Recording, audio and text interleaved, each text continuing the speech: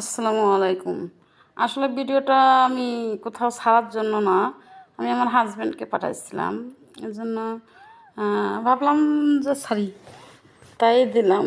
আসলে ভিডিওটা করছি, এমনি করছিলাম হাজব্যান্ডকে পাঠানোর জন্য। সাইগুন যাইতেছিলাম, তো বাস স্ট্যান্ডে মানে ভাবলাম একটু ভিডিও করি।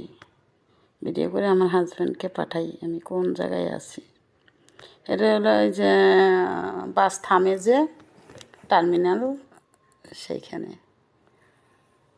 তা ফ্রেশ হইতেছিলাম, তখন ভাবলাম যে একটা ভিডিও করে হাজব্যান্ডকে পাঠাই।